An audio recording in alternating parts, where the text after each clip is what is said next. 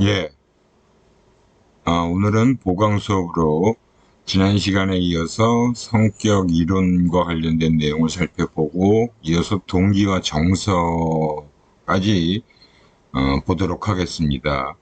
지난 시간에 아마 여기 칼 로저스의 셀프라는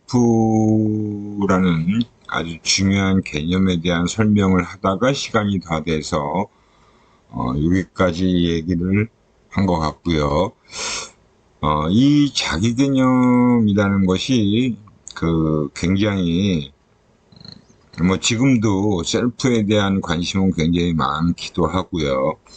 또 지금까지 심리학자들이 많은 연구를 해왔던 분야이기도 합니다. 그래서 우리 인간이 좀 더 자기 자신에 대해서 능동적으로 자기 개념을 형성하게 된다. 그래서 자기에 대한 상을 실천하도록 만드는 그런 부분이 있다라는 거고, 자기 개념이 타고난 능력과 밀접한 대응을 잃은 사람은 자신의 잠재력을 더 잘 실현해 갈 것이고 완전히 기능하는 사람이 된다라고 얘기를 하고 있습니다. 이 완전히 기능하는 사람이라는 것은 다른 사람들과는 좀 다른 사람들로부터 아주 무조건적인 긍정적인 존경을 받고 성장하였으면서 자기 고유의 목표와 야망에 지향되어 있다. 이 얘기는 뭐냐면 뭐 특히 어려서부터 부모님들 그리고 주변 사람들로부터 긍정적인 인정, 뭐 존중 이런 부분을 받고 자라는 사람을 얘기하는 거예요. 그럼으로써 자기의 목표와 야망에 굉장히 지향성을 두고 있다라고 볼 수 있고요.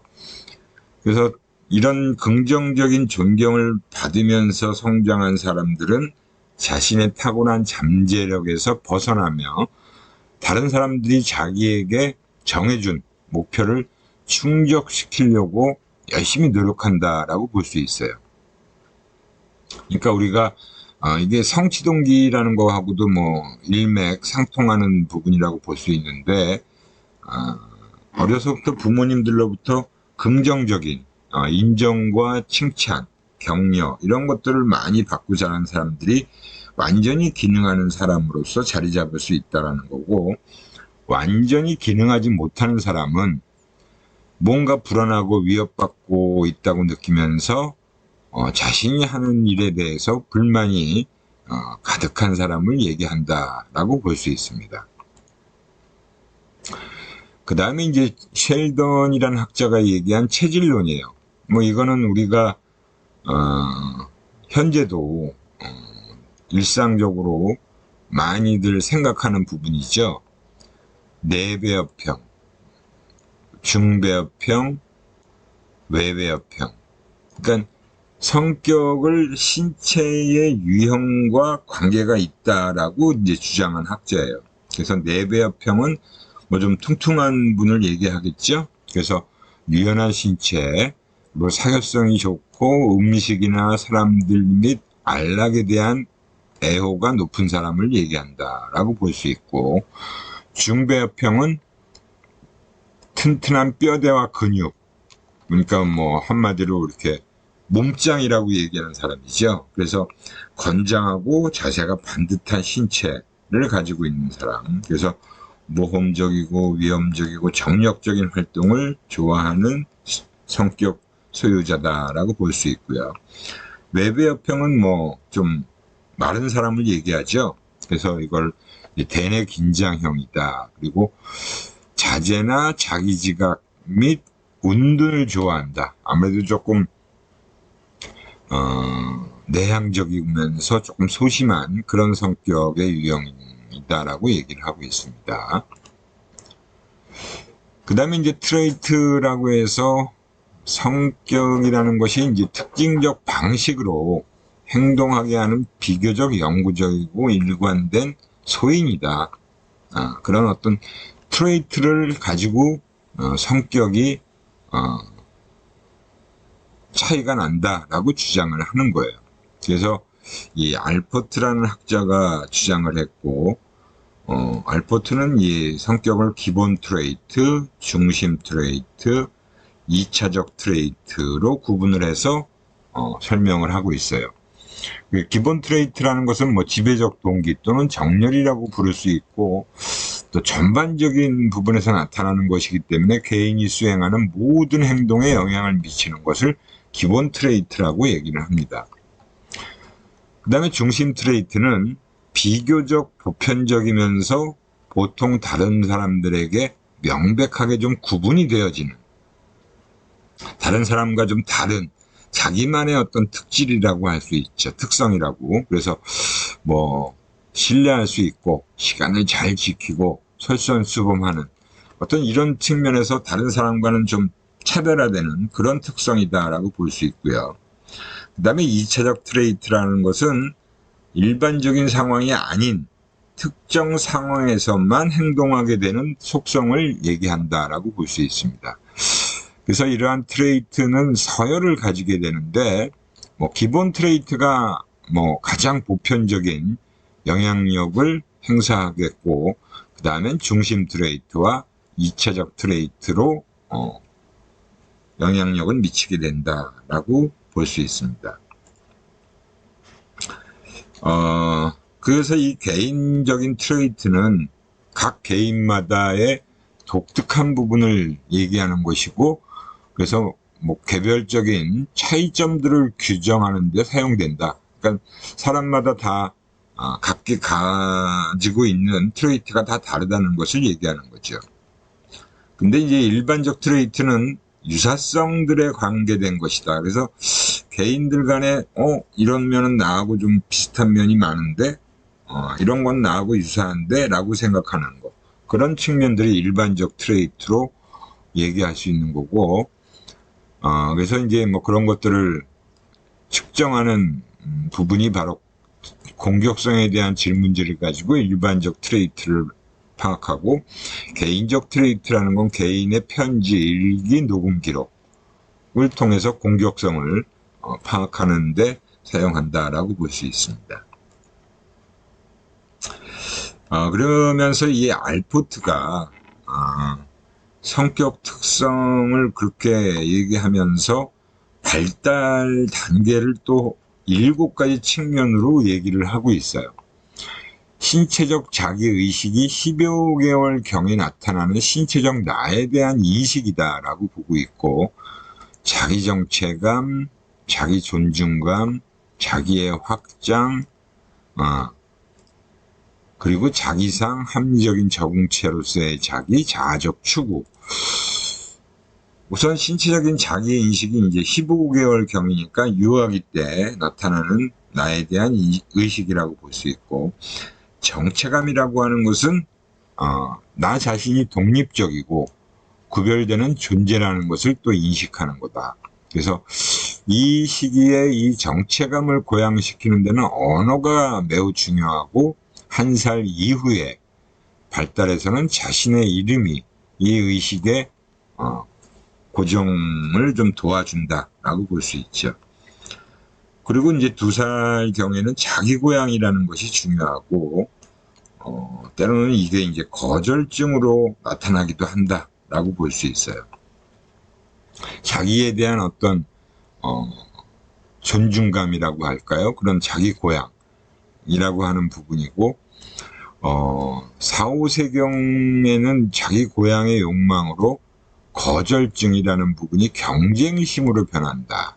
이게 이제 이 시기에 보면 그 아이들 간에 형제가 특히 이제 자기 동생이 태어나고 나면 그런 부분이 더 경쟁심으로 변화되는 모습을 우리는 가끔 볼 수 있죠. 그리고 이제 자기의 확장이라고 하는 것은 자아중심적인 시기예요. 극단적인 소유욕이 특징이다. 나와 관계되는 물건과 사건들이 관심의 초점이고, 4에서 6세까지 시기. 이 유아기 때 이런 부분들이 굉장히 특징적인 부분인데, 아마 이런 경우도 있죠. 뭐 내가 집에서 갖고 놀던 장난감이 여러 개가 있는데 나는 이제 별로 관심도 없고 실증이 나서 이제 갖고 놀지 않는 장난감이 있어요. 근데 옆집에서 이제 옆집 엄마하고 아이가 놀러 왔어요. 그 아이가 근데 그 장난감을 손대니까 손도 못 대게 하는 거죠. 이제 그런 소유욕, 이건 내 거야 라고 하는 그런 부분이죠. 아마 그런 부분을 자기의 확장이라고 얘기한다라고 볼 수 있고요. 자기상이라는 건 이제 4세에서 6세 사이, 이제 학교에 들어가기 이전의 단계인데, 다른 사람들이 아동을 어떻게 평가하는가다를 얘기하는 거다. 학교에 다니기 시작하면 타인들의 자각들이 자기상에 병합된다, 합쳐지게 된다는 거죠. 특히 타인의 기대들이 아주 중요해진다. 이게 이제 뭐 부모가 아이한테 항상 그런 얘기를 많이 하잖아요. 너는 이렇게 돼야 돼, 너는 이런 사람이 돼야 돼. 그런 부모님들의 기대가 매우 중요한 시기다라고 볼 수 있고요. 합리적인 적응체로서의 자기라는 것은 6세부터 12살이니까 이제 초등학교, 아동기를 얘기하겠죠. 뭔가 문제를 해결하면서 합리적으로 사고하는 존재로서의 자기 인식을 하는 그 시기가 바로 합리적 적응체로서의 자기다라고 얘기할 수 있고요. 그래서 사고할 수 있는 능력이 시작되고 가족과 동료 집단, 종교 뭐 이런 것들하고 밀접한 연관성이 생기는 시기, 동조의 시대이기도 하다라고 얘기를 하고 있습니다. 그 다음에 자족 추구라는 것은 어떻게 보면 이제 삶의 목표라는 것을 생각하고 그 목표의 선택을 통해서 자기 고향을 추구하는 경향이 나타나는 시기다. 그래서 꿈을 따라감으로써 자기를 고양시키려고 한다. 그래서 자아적 추구의 성숙한 단계는 만약에 어떤 우리가 계획을 가지고 있다면 단지 유치한 목표가 아니라 심사숙고해서 아주 여러 가지 생각을 한 후에 매우 확실한 구체적인 목적의식을 가졌을 때 실현되는 것이다 라고 얘기를 하고 있습니다. 그러니까 다만 우리가 꿈으로 생각한 거하고 그 꿈을 좀 더 현실적인 여러 가지를 고려해서 확실한 목적의식을 가졌을 때 그런 것들이 실현될 수 있다는 거죠. 그 다음에 이제 뭐 케텔과 아이젠크도 특성 이론을 얘기하는데, 이제 케텔 같은 경우가 바로 16PF라 그래서 16가지의 성격 특성이라는 것을 정리한 사람이에요. 그래서 트레이트는 행동으로부터 추리되는 정신적 구조고 그 개인에게 여러 상황에서 또는 여러 때에 일관성 있게 행동하는 성향을 나타내게 된다.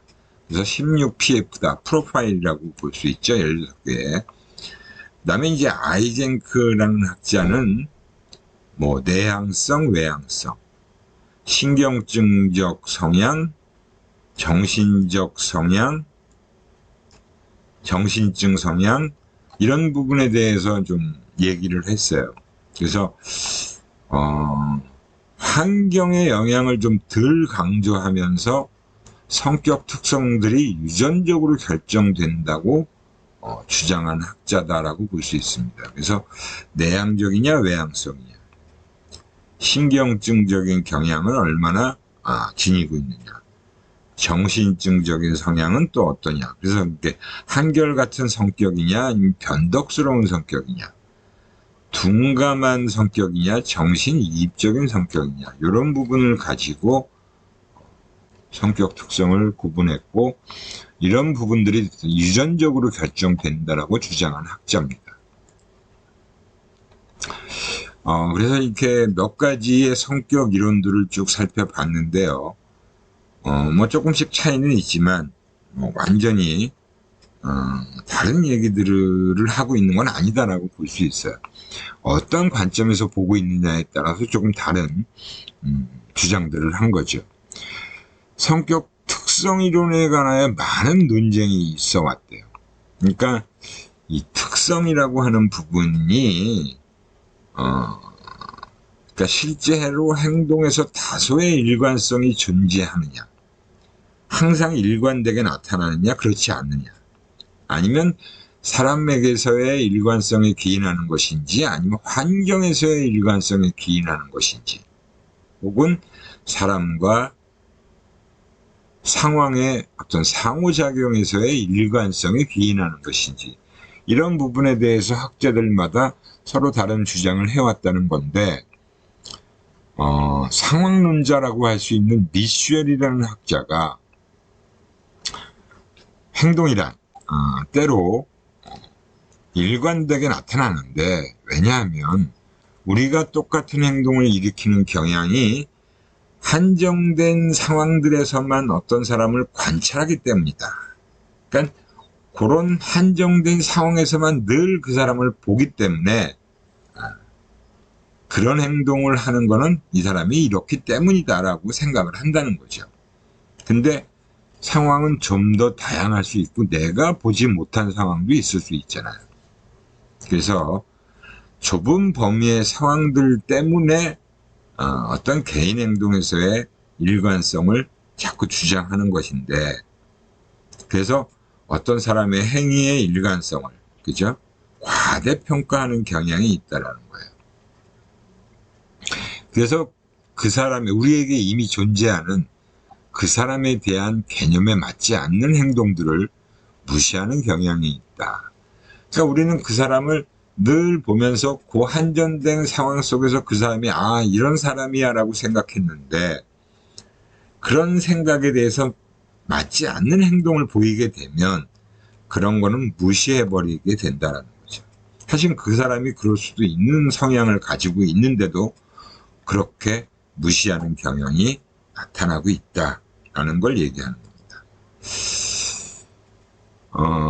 그래서 이제 사실은 정말 만족스러운 성격 이론이 되려면 행동의 일관성과 비일관성을 모두 다 설명할 수 있어야 되는데, 한 사람의 행동을 예측하고 설명하기 위해서는 개인, 상황 및 상황에서 개인의 실제 행동으로 거기서 이제 파악한 피드백의 상호작용을 고려하는 방법이다라고 얘기를 하고 있습니다. 그래서 그 개인에 대한 부분, 그리고 상황에 대한 부분, 그리고 그 상황에서 그 개인이 어떤 행동을 보였는지에 대한 부분에 대해서 각각 파악한 내용을 가지고 그런 여러 가지 내용을 다 상호작용으로 해석하는 그런 부분이 필요하다라고 얘기를 하는 거예요. 개인들은 사실은 자기가 생각한 기대감에 따라서 사실은 상황을 평가하죠. 보통 그게 우리는 여러 가지 얘기를 해요. 보통 생각할 때 내가 그 사람에 대해서 이 사람이 이렇게 행동할 거야 라고 하는 기대가 있어요. 그 기대에 따라서 상황을 평가하게 되고, 그 평가는 또 특정 행동을 조성하고, 이 사람이 이런 사람이니까 이렇게 행동했을 거야 라고 하고, 그 행동의 결과는 기대를 또 확실하게 만들어주는 거죠. 확고하게. 그죠? 그런 식으로 우리는 사람을 판단하는 경우가 많아요. 그래서 여기서 우리가 얘기하는 게 바로 내외 통제라고 하는 부분입니다. 로커스 오브 컨트롤이라고 해서 이건 귀인에서 얘기하는 거죠. 사람들은 자신이 운명을 통제할 수 있다고 믿으면서 열심히 일하고 기술을 익히고 훈련함으로써 강화를 얻고 처벌을 회피하는 것이 가능하다고 믿는 사람들은 내적 통제 부위를 가지고 있다. 이거는 주로 자기 중심으로 귀인을 시키는 사람이에요. 내부 귀인.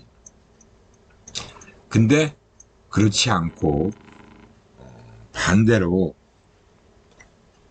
우연이나 행운 또는 다른 사람의 행동이 자신들의 운명을 결정한다. 그러니까 이거는 외적 통제 부위를 가지고 있고 주로 외부 귀인을 시키는 사람들입니다.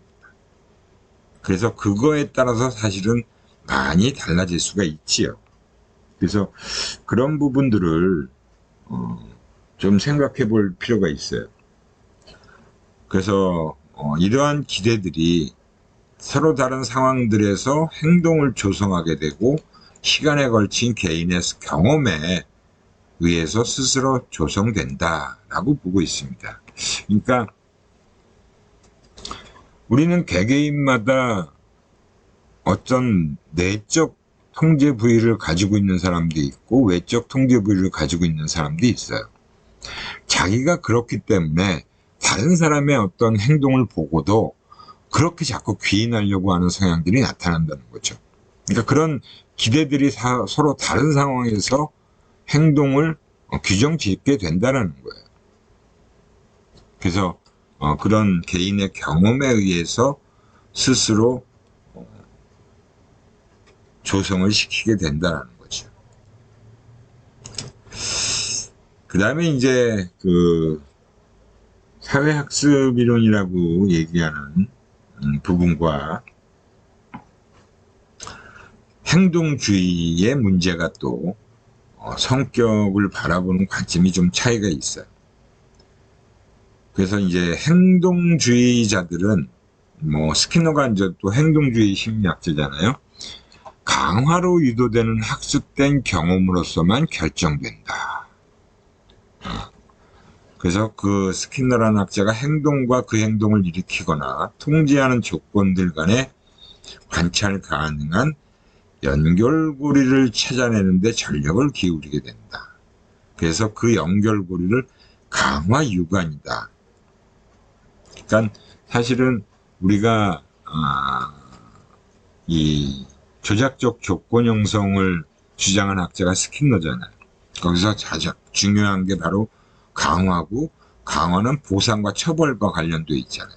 그래서 어떤 사람이 이전에 보상받았던 방식으로 새로운 상황에 반응할 것이기 때문에, 그러니까 이전에 내가 이렇게 했을 때 보상을 받았으니까 이번 경우에도 내가 그렇게 하면 보상을 얻게 될 거야 라고 생각하는 부분이 행동을 좌우하게 된다. 그래서 우리는 그 성격이라고 부르는 일관성이 그렇게 형성된다라고 생각한 거예요. 그래서 행동 수정의 방법으로 이제 토큰 경제, 그게 바로 이제 지난번에 우리가 얘기했던 쉐이핑이라고 하는 행동 조형이라고 하는 부분이죠. 예, 그런 방법으로 행동 수정을 할 수 있다. 조금씩 한 번에는 안 되지만 조금씩 단계적으로 이제 행동 수정을 하는 방법을 얘기한 겁니다. 그 다음에 이제 사회학습 이론 같은 경우도 역시 기본적인 견해는 행동주의 학자들하고 뭐 동일하죠. 강화로 행동이 통제된다라고 본 거예요.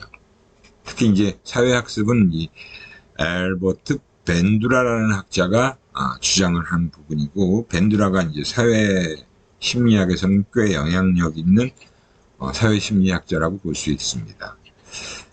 사람들이 주로 어떤 행동들의 보상을 받고 또 어떤 행동을 하면 처벌받는지를 관찰하게 되죠. 그걸 이제 보게 되는 거예요. 결국 그런 관찰로 인해서 행동의 방향을 정하게 되는 거죠. 그래서 수행 기준을 저렇게 하면 보상을 받고 저렇게 하니까 처벌을 받네. 그런 것들이 이제 수행 기준을 발달시키게 된다고 주장을 한 겁니다.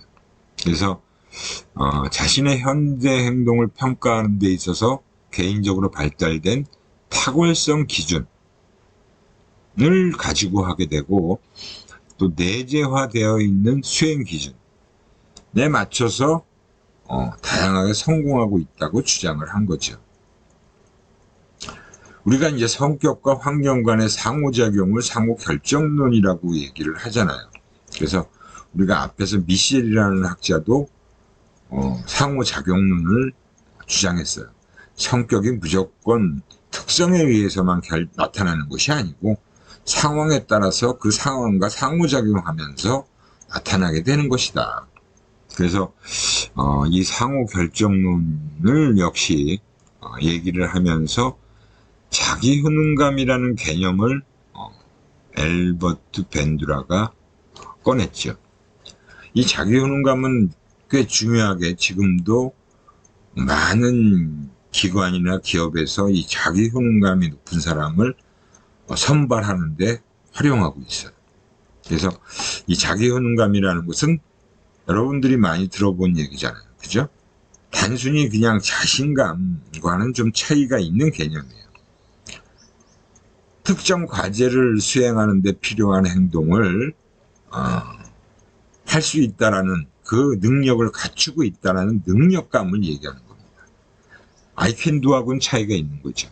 그래서 목표 지향적 행동에 결정적으로 중요한 영향을 미친다라고 해서 기업에서도 특정 직종 같은 경우에는 이 자기효능감 척도를 사용해서 선발하는 데 활용하고 있어요. 특히 영업직, 판매직 뭐 이런 경우에는 자기효능감을 굉장히 중요하게 생각합니다. 그리고 이제 성격의 5요인 이론이라고 해서 이제 제가 마지막에 정리를 한 부분이에요. 성격의 5요인 이론. 성격의 5요인 이론은 또 굉장히 중요하게 다뤄지고 있고, 특히 이 성격의 5요인 이론을 얘기하게 된 그 배경은 조직에서, 기업 조직에서 정말 중요하게 생각하는 5가지의 요인을 얘기하는 겁니다. 그래서 이 빅5다. 그죠? 성격을 구성하는 5가지의 특질을 정리한 겁니다. 가장 대표적인 특질 이론이라고 할 수 있어요.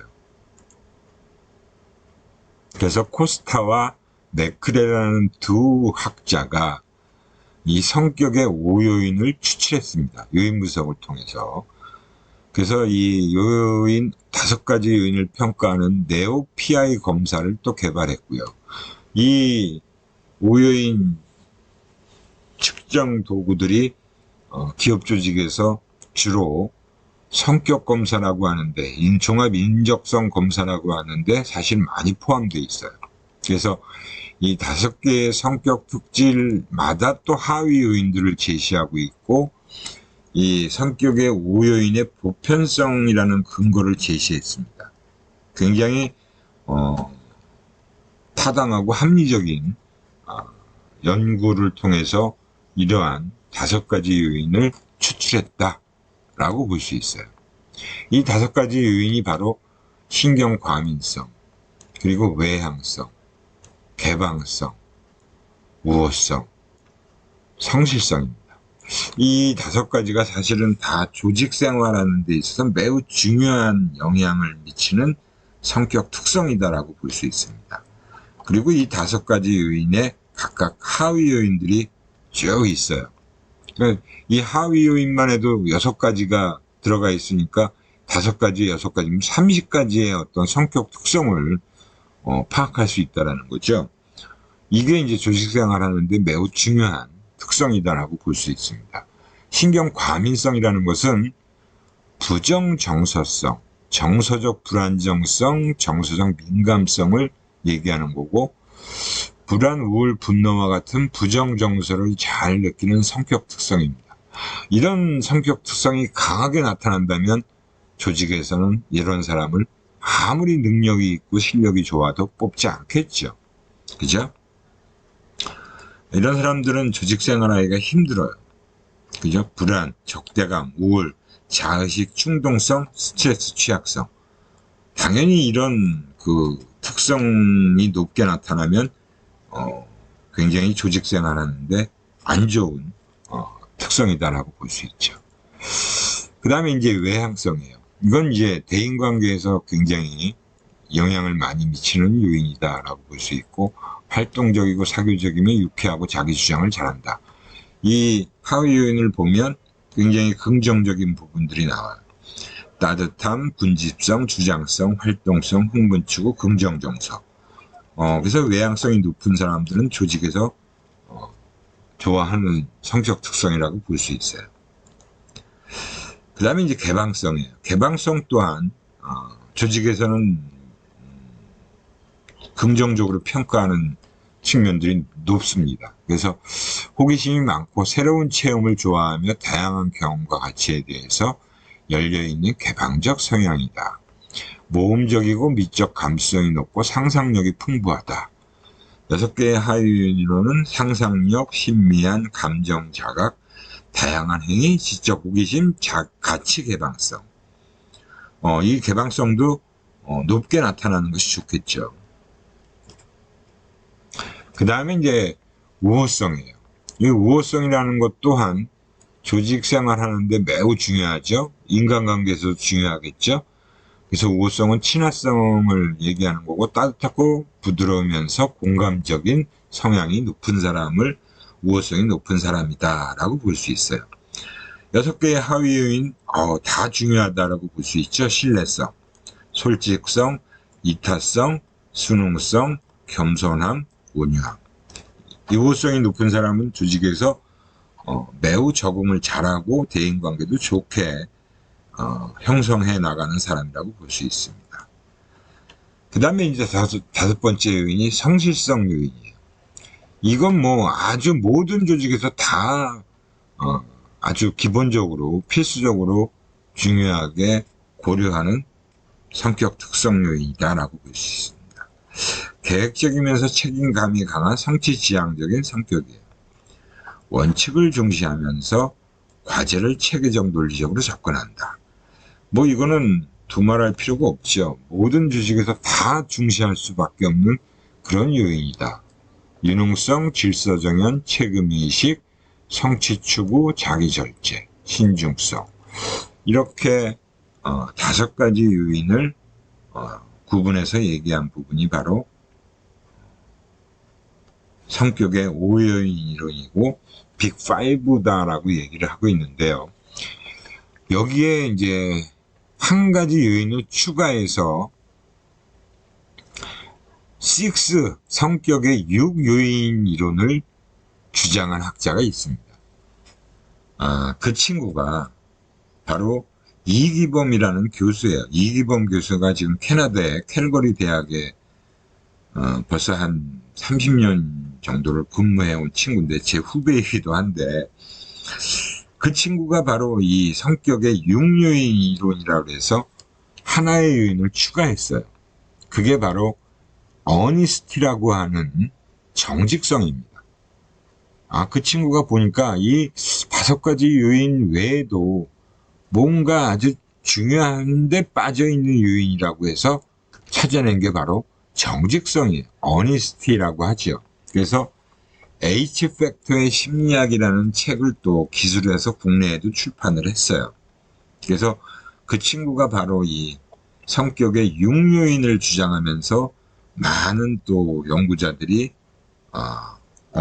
그 6요인에 대해서, 어니스티에 대해서 인정하고 긍정하는 그런 논문들을 많이 발표를 했습니다. 예, 이렇게 해서 성격 이론까지 살펴봤고요. 남은 시간 동안에 인간의 동기와 정서 심리에 대해서 좀 살펴보도록 하겠습니다. 다소 제가 좀 빨리 얘기를 한 부분이 있긴 한데요. 다음 시간에 이제 목요일날 수업 시간에 태도 앞부분까지 좀 얘기를 하고, 그리고 이제 시험 문제를 말씀드리도록 할 거예요. 그래서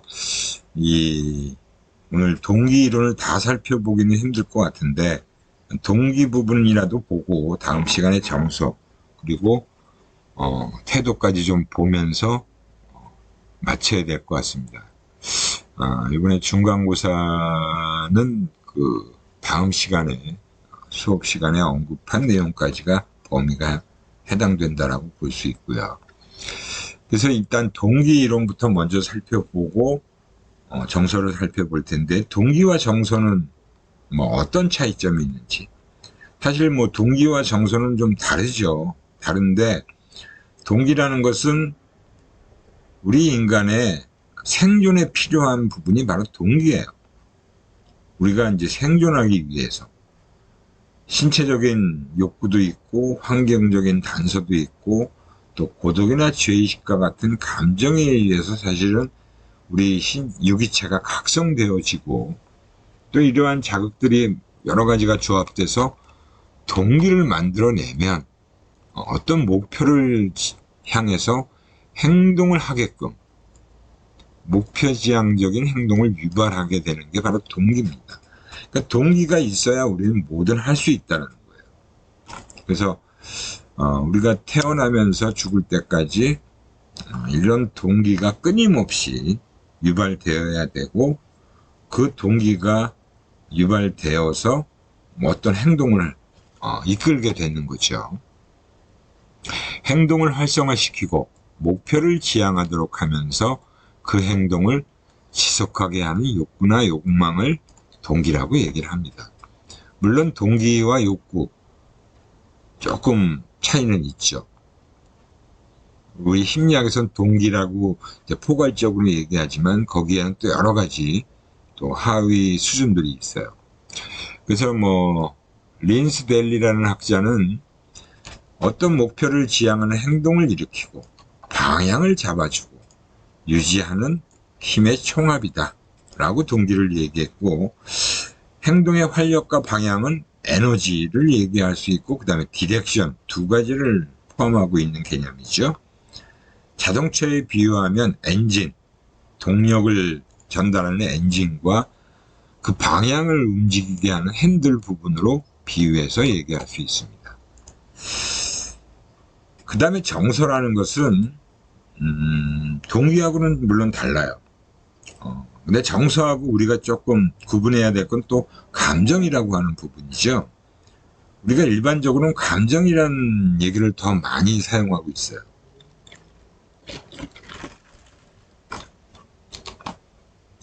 근데 일단 정서라는 것은 감정과는 좀 차이가 있습니다. 우선 정서의 개념을 보면 생리적 활성화, 또 표현 행동, 의식적 경험을 포함하는 유기체의 반응이다라고 얘기를 하고 있는데, 정서와 감정이 다른 점은, 감정은 대상 없이 그냥 나 오늘 기분이 좀 꿀꿀한데, 오늘 기분이 조금 우울한데 하면 정서를 얘기하는, 감정을 얘기하는 거예요. 근데 정서는 나는 오늘 이것 때문에 좀 기분이 안 좋아. 그 대상이 존재하면 정서라고 얘기합니다. 그러니까 좀 다르죠. 그 대상, 특정 대상에 대한 어떤 기분이나 감정 표현을 하게 되면 그건 정서라고 얘기하는 이모션이에요. 근데 그냥 나 오늘 단지 기분이 좀 이상하게 우울해. 그러면 그거는 어펙트, 감정을 얘기하는 겁니다. 그리고 이러한 정서는 동기하고 공통점도 있는 반면에 차이점도 있어요. 공통점은 동기나 정서나 다 인간 행동에 영향을 미치는 거예요. 그리고 쾌락 원리와 같은 형식으로 작용을 하게 되고요. 그러니까 우리 인간은 다 기분이 좋아져야 생리적으로 활성화되면서 우리가 쾌락 추구를 하는 존재잖아요. 그러니까 본능, 그런 것들이 이제 동기로 작용을 하지만 정서라는 것도 마찬가지예요. 그 즐겁고 유쾌한 그런 경험을 우리는 추구하게 되는 거죠. 동기는 대체로 내부에서 촉발해요. 그러니까 배가 고픈 거는 내가 밥을 먹어야 되니까 내부에서, 내 신체 내부에서 형성되죠. 근데 정서는 외부 자극에 의해서 촉발이 돼요. 그 대상이 있다는 거죠. 그래서 그 자극에 지향되는 거죠. 더러운 곳을 보면 기분이 나빠집니다. 그죠? 뭐 때문에 나는 오늘 기분이 나빠? 그런 대상이 존재하는 것이 바로 정서다라고 볼 수 있어요. 본능 이론이 이제 가장 동기 이론 중에 아주 기본적인 얘기를 하는 건데요. 본능 이론은 바로 인간의 동기를 본능으로 보는 견해예요. 본능. 이거는 프로이트가 강조한 부분하고도 일맥상통하죠. 유기체가 특정 상황에서 특정 방식으로 행동하도록 소인을 만드는 타고난 생물학적인 힘. 그러니까 본능적으로 우리가 행동을 하게 되는 거는 우리 인간이면 누구나가 다 그렇게 할 수밖에 없어요. 그게 바로 생물학적인 힘에 의해서 그렇게 움직인다는 거죠. 각인행동이라고 하는 게 임프린팅이라고 얘기를 하고요. 로렌츠라는 학자가 이 부분을 언급했는데, 생후 처음 보는 유기체는 엄마가 될 가능성이 높죠. 그리고 엄마를 쫓아다니는 애착 행동을 보이는 게 오리를 보고 이제 그렇게 이제 근데 오리를 쫓아다니는 사진이 아마 개론책에도 나와 있을 거예요. 그 애착 행동이 그건데 뭐 미운 오리 새끼라는 그것도 있잖아요. 근데 그게 재밌어요. 그러니까 그 거위가 한 마리 있는데 그 거위가 사실은 오리는 아니잖아요. 근데도 그 거위를 만약에 어미 오리가 케어해 준다라고 한다면 그 거위는 오리 엄마를 쭉 쫓아다니게 돼요. 그래서 그런 어떤 자기를 돌봐주는 그런 보살핌을 해주는 그런 대상에 대해서 애착 행동을 보이게 된다는 거예요. 그래서 자기가 그거는 왜 그렇게 되는 거냐, 생존 가능성을 높이기 위해서 그런 행동을 보이는 거죠. 그래서 뭐 이런 본능적인 측면에 대해서 다윈이 얘기한 진화론을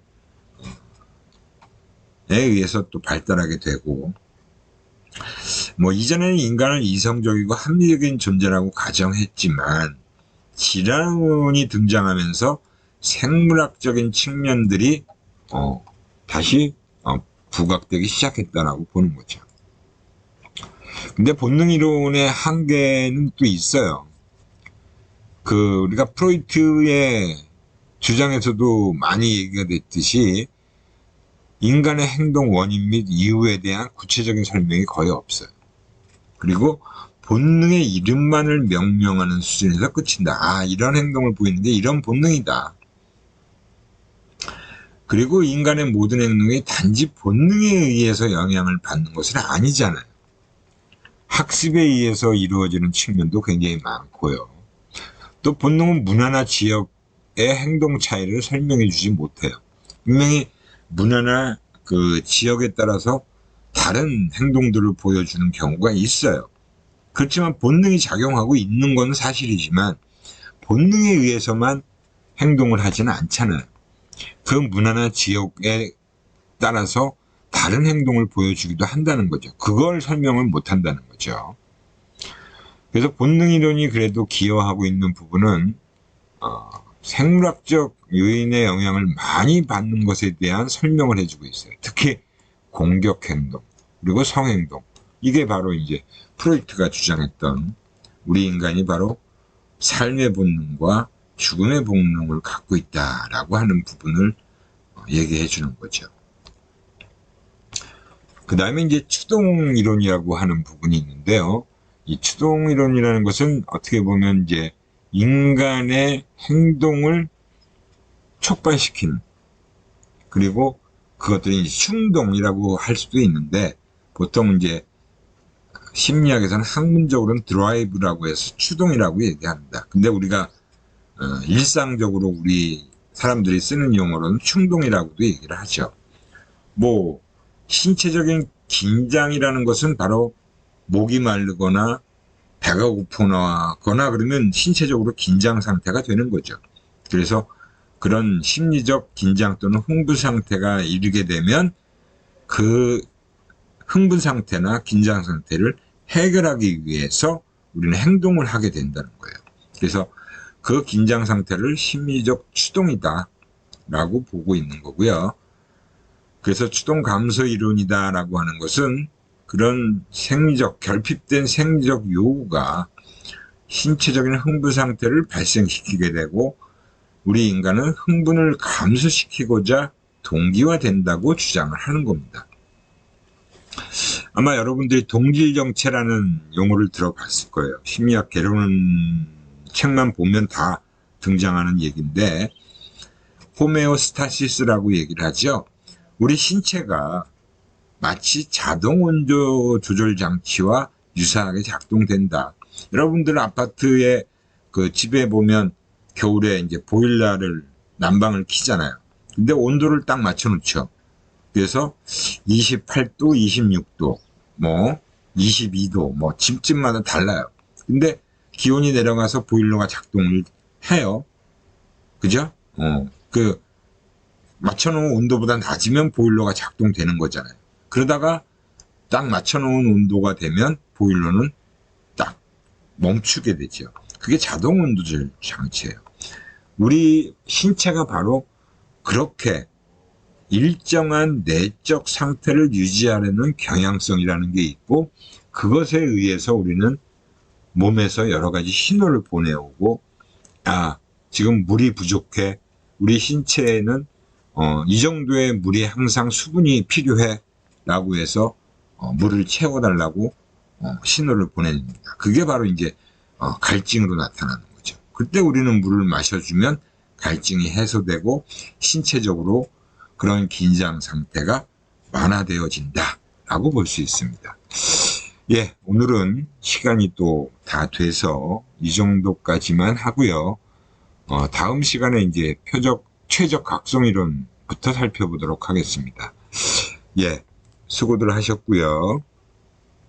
다음 주 목요일 날 뵙도록 하겠습니다.